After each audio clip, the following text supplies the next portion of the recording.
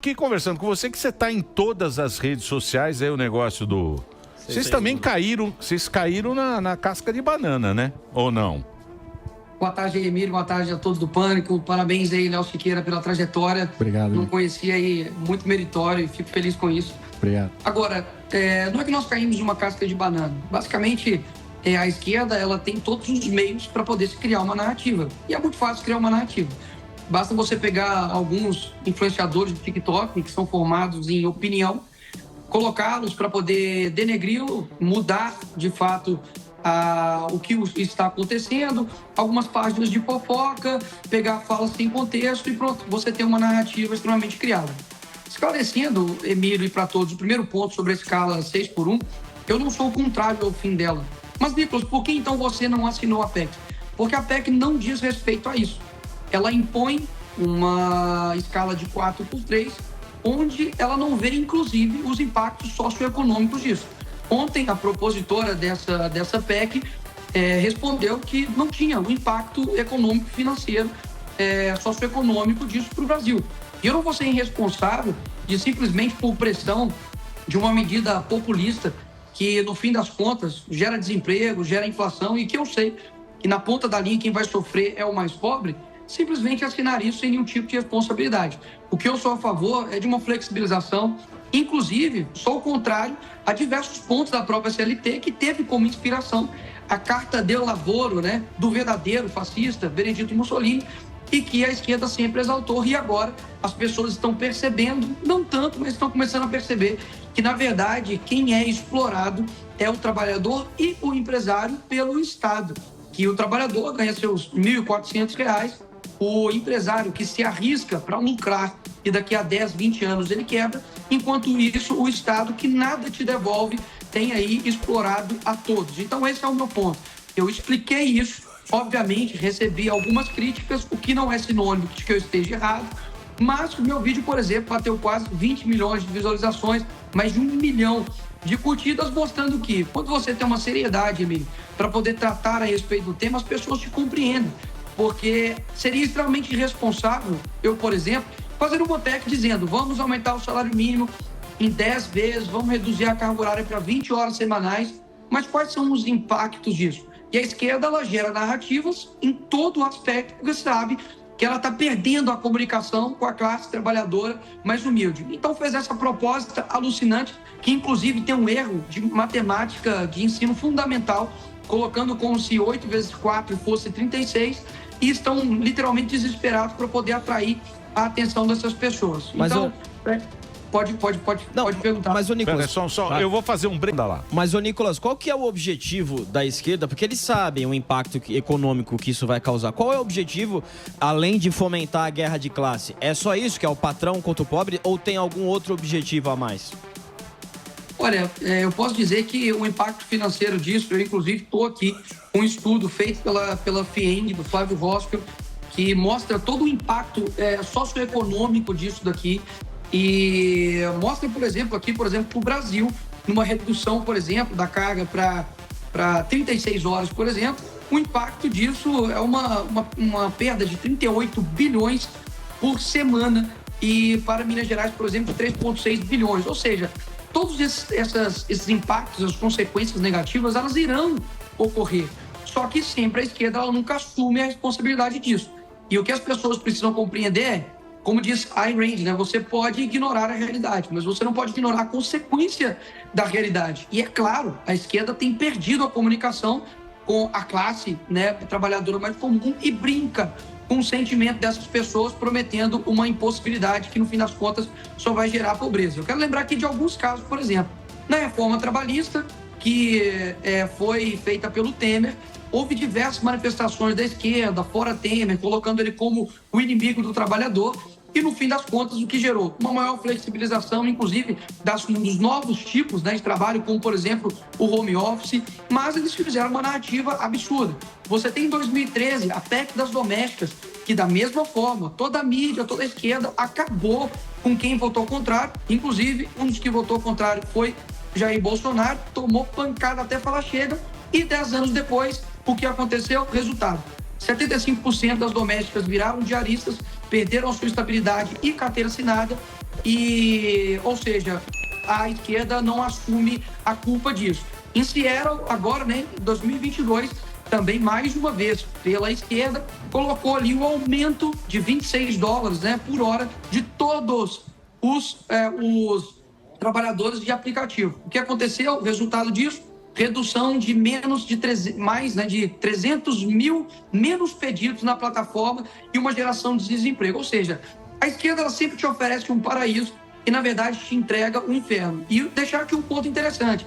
Agradecer à esquerda, né, por me colocar como se eu fosse o culpado por todas as coisas do Brasil. E ignoram, por exemplo, que a produtividade do brasileiro ela é muito baixa, não porque o brasileiro é preguiçoso ou porque ele é inerte, é porque nós temos todo um contexto brasileiro que faz com que a produtividade caia, como, por exemplo, a insegurança. Hoje o trabalhador ele é roubado com o celular, por exemplo, na fila para o ônibus, do ponto de ônibus, e ele tem que arcar com aquilo. E esse dinheiro vai sair de onde? Dele, ele tem que pagar em 12 vezes. Você tem uma mobilidade urbana horrível, que faz com que a pessoa demore 1, 2, 3 horas para chegar no trabalho. Você tem uma educação precária, que não gera pessoas com uma boa qualificação de mão de obra. Então, eu trago uma reflexão para as pessoas, que foi isso que eu fiz no meu vídeo, de olhar para que existe todo um Estado que está acabando com a sua vida. Seja você de direita, de esquerda, hétero, homossexual, branco, negro, pobre ou rico. Porque todos são explorados pelo Estado. E por que esse pessoal de site de fofoca, pessoas, né, influenciadores, que estão colocando que, como se eu tivesse culpa do meu salário de 44 mil, porque não foi eu que estabeleci isso, e eles medem eu com a régua deles. Agora, olha só que interessante. Ontem, era 10 horas da noite, eu estava no plenário, e sabe quem não tinha dado presença desde 1h55 da tarde até 10 horas da noite? Quem propôs essa redução de escala de uma maneira completamente irresponsável. Ou seja, eles levam propostas demagogas sem olhar as consequências disso e quando a bomba estoura, a culpa é de qualquer um, menos deles mesmos. E para finalizar, na época da pandemia, lançaram um slogan, fica em casa, economia a gente vê depois, colocando uma confusão cognitiva como se a economia não fosse vida, mas a economia é vida. Imagina se o agro tivesse parado, não teria alimento. Imagina se o hospital tivesse parado, não teria, por exemplo, acesso à saúde. Ou seja, no fim das contas, foram quebrados diversos empregos, destruiu praticamente o Brasil economicamente e a culpa foi de quem depois? Não foi da esquerda, foi do Bolsonaro. Eu estou querendo deixar aqui bem claro para todos de que uma proposta feita pelo PSOL, que lá atrás, assim como o PT, foi contra o fim da contribuição sindical, que basicamente coloca mais dinheiro no bolso do trabalhador e coloca menos dinheiro nos sindicatos, não foi apoiado pelo PT. Você tem o PT tendo um rombo de quase 8 bilhões nas estatais. Quem paga essa conta, no fim das contas, é o trabalhador. Tivemos a Lava Jato, que o resultado foi quase 5 milhões de desempregados no resultado. Quem falou a respeito disso? Ninguém. Ou seja, eu não cedo, Emílio e a todos, a pressão midiática, porque eu sei que eu nunca irei ser incoerente e irei simplesmente fazer algo populista para poder receber aplausos e elogios. Eu estou aqui para ser representante das pessoas, para poder falar as coisas de maneira clara, responsável e não trazer PECs lacradoras para poder ter votos. É isso aí, o Siqueirinha. De que não adianta você ter boas intenções com projetos ruins, né? Se você reduz a força de trabalho mantendo o salário fixo, você está aumentando o custo do trabalho. Se você aumenta o custo do trabalho, o empresário tem apenas 3 possibilidades, né? Ou ele passa isso via preços, vai gerar inflação, todo mundo paga, ou ele vai contratar trabalhadores informais, e aí o trabalhador informal tem 0 direitos, ou seja, vai prejudicar ainda mais as pessoas, né? Ou ele vai trocar pessoas por máquinas, né? Porque as máquinas não vão ter esse custo. Então, concordo aí 100%. Minha pergunta eu acho que a gente está aqui já na fase propositiva, né? E muitas pessoas falam com razão, assim, falam assim, tudo bem, legal, mas... E eu concordo, ninguém quer aqui trabalhar infinitamente, né? Ninguém quer, as pessoas que preferem descansar e etc. Então, qual que é a sua visão aí que a gente pode propor para movimentar esse debate aí? Então, como é que a gente reduz essa escala sem que seja de uma maneira populista? Você já falou algumas coisas aí sobre a CLT. Então, para a gente ser propositivo, não simplesmente ficar atacando pedra nos outros, né? Qual que é a sua visão aí de proposta para poder melhorar isso? Perfeito, Léo. Ontem nós assinamos uma PEC do Maurício Marcon, PEC da onde ele... onde ele dá duas opções para o trabalhador, ou seja, ou manter a escala tradicional 6x1 ou ele de fato ter uma escala onde ele é pago por hora trabalhada. E óbvio, porque até mesmo é constitucional, visando o mínimo do salário mínimo, ou seja, ele não pode ganhar menos do que o salário mínimo. Por que essa proposta é boa? Porque ela tem um modelo dos Estados Unidos e a gente sabe que a gente tem que dar a possibilidade também para que o trabalhador trabalhe quantas horas ele quiser em determinados momentos. Por exemplo, nos Estados Unidos tem pessoas que saem daqui do Brasil para poder trabalhar lá fora em escala, por exemplo, 7x7. Isso é uma escolha dele com o empregador. Ou seja, ele tem uma livre escolha ou de manter a escala tradicional e o que eu vou propor também e adequar, que também tenha uma escala 5x2, por exemplo, que eu acredito que dê uma dignidade, dê uma condição da pessoa ter uma saúde mental, física e ela consiga adequar a tudo que acontece na sociedade, mas, mais uma vez, precisa ver os impactos socioeconômicos de tudo isso, ou ela faz essa escolha de horas trabalhadas, que eu acredito que seja uma medida extremamente viável. Agora, deixar algo muito claro aqui para todos. O que acontece hoje no nosso país não são simplesmente o empresário, não é pesado para ele pagar o FGTS, pagar ali o 13º, os benefícios, não. O que é pesado para eles é pagar a maior carga tributária, talvez, do mundo. Ou seja, o que de fato atrapalha com que o empregador e o empregado ele consiga ter uma boa relação é o peso do Estado. E as pessoas estão começando a olhar com olhos mais críticos para isso. Nós temos, por exemplo, esse ano, o recorde de impostos recolhidos, ou seja, dinheiro retirado do bolso do contribuinte. 3 trilhões que o Lula fez esse ano, retirando dinheiro das pessoas para poder bancar um Estado extremamente inchado. Nós temos um judiciário que custa 152 bilhões de reais por ano. Nós temos, por exemplo, eventos como o Janjapalooza, que vai custar também bilhões do seu dinheiro. Por que essa turma não fala a respeito disso? Porque eles não estão preocupados com você, trabalhador. Eles sempre te utilizaram de massa de manobra. E eu sei que é muito difícil fazer com que uma classe trabalhadora que realmente tem um peso do Estado em cima entenda isso. E, portanto, eu não somente, como eu já disse anteriormente, sou contrário ao fim da escala 6x1, mas eu tenho a responsabilidade de entender que essa PEC, da forma como está, não é a solução. E deixo aqui 2 perguntas. Se isso foi tão interessante, se isso era uma proposta que o PT tanto queria há bastante tempo, primeiro, por que ele não deu andamento a uma PEC que está na CCJ parada há 10 anos? E eu faço um desafio aqui ao Lula. Por que ele mesmo não envia essa PEC para o Congresso? Vai que ele nos convence. Ou seja, o Lula mesmo sabe que isso geraria o declínio total do Brasil em termos de desemprego e inflação, e eles estão literalmente fazendo isso como um balão de ensaio para poder retomar a classe trabalhadora mais humilde, que eles de fato perderam um completo contato e completa conexão. É lógico, mas aí você matou a charada. O grande perigo disso é o seguinte: da maneira como está, e muitos querem colocar a falácia, a mentira, de que não, mas porque você não assinou, porque somente com a assinatura você consegue discutir o projeto. Mentira!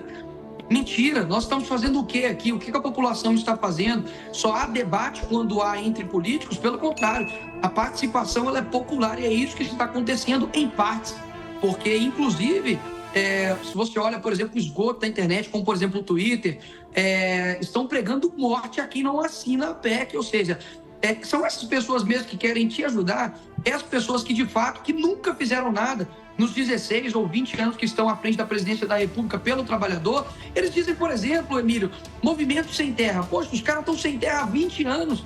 Será que ninguém nunca se ligou que vai continuar sem terra? Movimento sem teto, até hoje você sem teto, você está sem teto, você continua acreditando nisso. Até hoje o Lula, o pai dos pobres, tem um patrimônio de quase 10 milhões de reais. Ou seja, é óbvio que há uma dificuldade das pessoas de compreender a realidade, porque o Estado ele foi criado como uma babá. E as pessoas gostam disso. Afinal de contas, quem não quer trabalhar menos e ganhar mais? Agora, todo mundo quer que os brasileiros fiquem melhor. Agora, não há um senso crítico de compreender que será com o pessoal do PSOL, que apoia, poxa, a Venezuela, que essa mesma pessoa que fez esse projeto, o único projeto dela, basicamente, que tem aqui, é um projeto para colocar cotas para estudantes trans em uma universidade. Será que essas pessoas realmente estão preocupadas com você? Claro que não. Ou seja, precisa acreditar também, Emílio, de que todas essas pessoas, elas conseguem compreender uma verdade, mesmo que seja muito difícil. Porque muitas pessoas falam assim, Nicolas, não entra em temas sensíveis, as pessoas não vão entender. E aí eu estou. Foi assim como vereador, fui o segundo mais votado da capital. Depois vim para deputado, fui o mais votado. Agora, por exemplo, eu bati 12 milhões de seguidores logo depois do meu vídeo. Ou seja, eu de fato não tenho medo, Emílio, em entrar em bola dividida, porque eu sei que eu sou uma pessoa correta, eu sou uma pessoa coerente, eu sou uma pessoa de caráter e eu jamais fugiria da guerra em prol de uma pressão de pessoas que não têm nada a acrescentar. Então, eu deixo aqui mais uma vez, né, o compromisso que a gente está. Ontem eu fiquei basicamente o dia inteiro conversando com os deputados. Posso falar uma coisa? Essa proposta, nem mesmo os próprios deputados do PT tinham assinado todo.